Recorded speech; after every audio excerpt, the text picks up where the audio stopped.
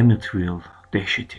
1979 yapımı Amityville Dehşeti filminde anlatılanlar senaristlerin kaleminden mi çıkmıştı, yoksa onlar gerçek hayatta yaşanmışlardan yola çıkarak mı bu hikayeyi biçimlendirmişlerdi? Bilinen şu ki 112 Ocean Ave, Amityville'de yaşanan olaylar senaristlerin hayal güçlerinin bile ötesindeydi. İşte size dünyanın en tanınmış perili evinin gerçek hikayesi. 13 Kasım 1974 akşamı saat 18.30'da sakallı bir genç New York, Long Island, Amityville kasabasındaki Henry'nin barına hızla daldı ve "Bana yardım edin, sanırım anne ve babam vuruldu" diye bağırdı. Barda toplanan grup gençle birlikte 112 Ocean Ave'daki eve gittiler ve gencin anne ve babasının cesetlerini buldular. Gruptan Joe Yeswit, Suffolk bölgesi polisini aradı ve polislerin evde yaptığı araştırma sonucu 4 ceset daha bulundu. Gencin adı Ronald DeFeo Jr.'dı ve kurbanlar ise babası Ronald DeFeo, annesi Louise DeFeo ve onun 4 kardeşiydi. Tüm kurbanlar sabah saat 3 civarında ve 35 kalibrelik Martin'in tüfeği ile vurulmuştu. Hepsi de yanakları sağa dönük şekilde sırt üstü yatar halde bulunmuşlardı. DeFeo ailesi aldıkları bu evde 1965 yılından beri oturuyordu. Cinayetleri ilk başta Louis Fellini adlı bir tetikçinin işlediği düşünülürken yapılan sorguda Robert Jr. tüyler ürperten şu itirafta bulundu: "Bir kere başladığımda kendimi durduramadım. O kadar hızlı oldu ki Ronald Jr. 6 farklı cinayetten ömür boyu hapse mahkum oldu."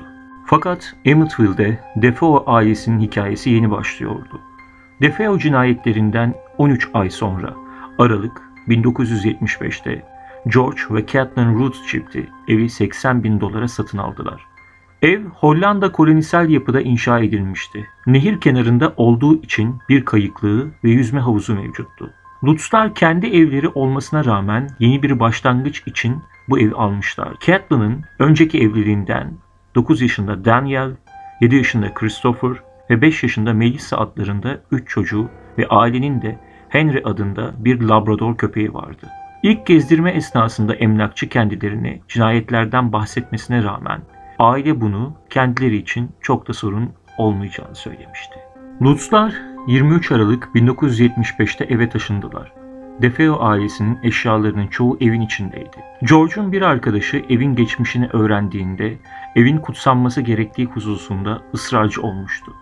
Ve onlar da Peder Ralph Jones Pecavaro'yu evi kutsaması için davet etmişlerdi. Peder eve girip kutsal suyu döküp duasına başladığında bir ses ona "Çık dışarı" diye bağırdı. İlk başta çifte bu durumdan bahsetmeyen Peder telefonla evi arayıp durumu onlara anlatmaya çalıştığında ise telefon aniden kesilmiş ve bir daha da bağlanmamıştı.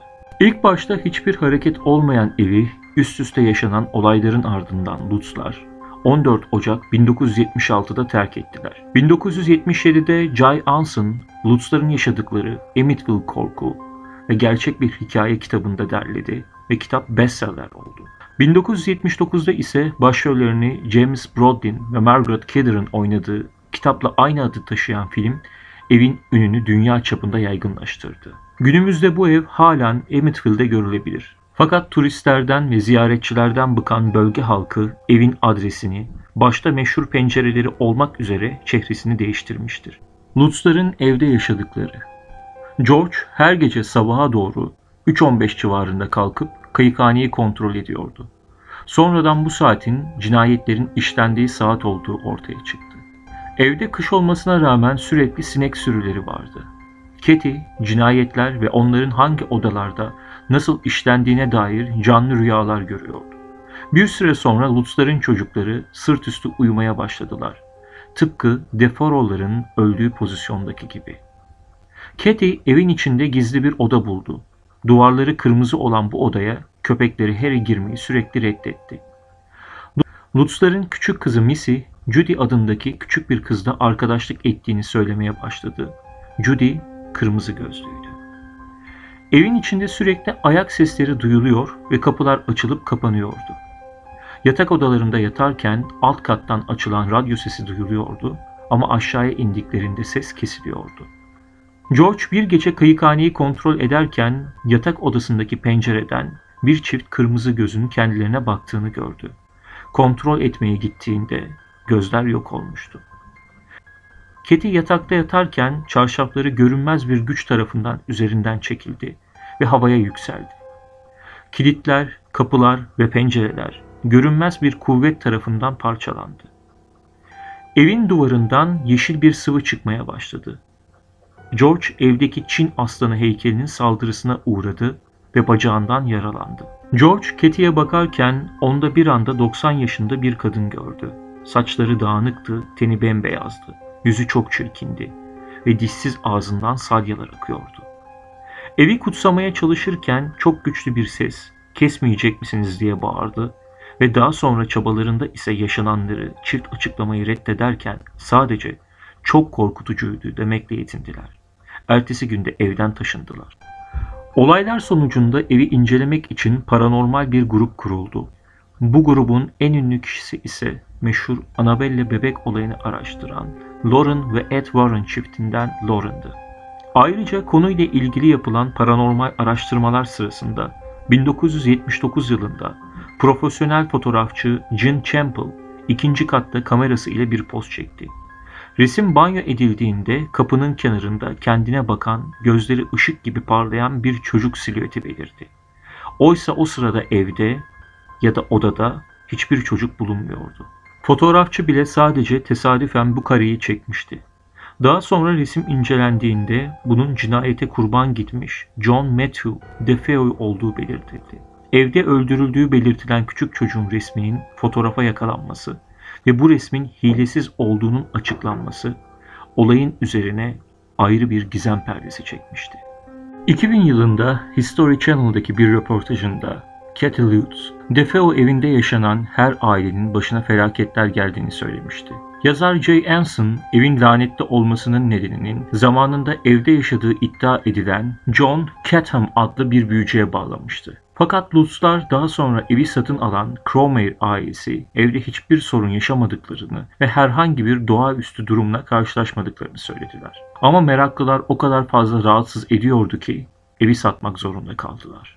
Evin yeni sahibi Frank Bridge ve ailesi 1987'ye kadar mutlu mesut yaşadıktan sonra evi O'Neill'lere sattılar. Onlar da 1997'de şimdiki sahibi Brian Wilson'a.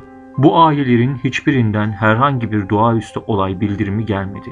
Amityville kasabası sakinleri ve evin Lutz'lar dışındaki sahipleri, evin sadece DeFeo'lar için uğursuzluk getirdiğini ve Lutz'ların her şeyi uydurduklarını iddia etmekteler. Fakat Lutz'ların yalan makinesine bağlandığını ve makinenin onların yalan söylediğine dair hiçbir buluntu bulunmadığını da belirtmek gerek. Paranormal araştırmacılar konuyla ilgili tam olarak net bir şey söylemese de evin bulunduğu yerde yoğun bir şekilde negatif enerji olduğu konusunda hemfikirler. Ayrıca tarihçilerin dediğine göre zamanında evin olduğu yerde yaşayan John Catcham adlı büyücü aslında Kızılderililere Hristiyanlığı zorla öğretmek ve inandırmak için Engizisyon işkenceleri uygulayan sapkın bir rahipti.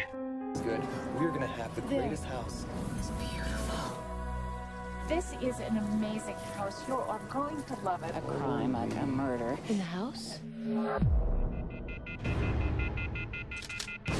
Several people, a family.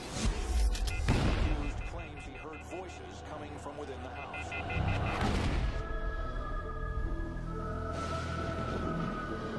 Well, houses don't kill. To a perfect house, into a perfect family.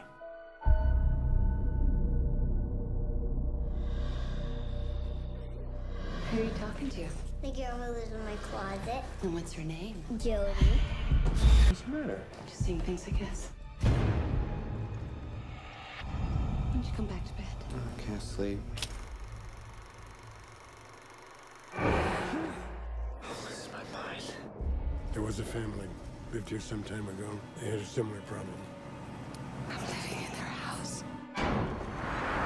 We need to get out of here. Just pack up and go. Everything we have is in this house. It's okay, Mommy. Jody won't hurt you. But the man who lives here, she says he's bad.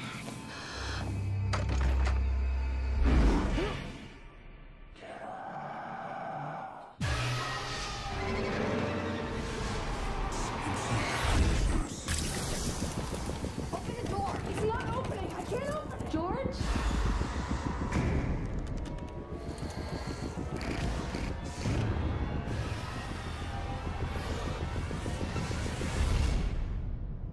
something evil in my house. Videolarımızın devamı için kanalımıza abone olmayı unutmayın.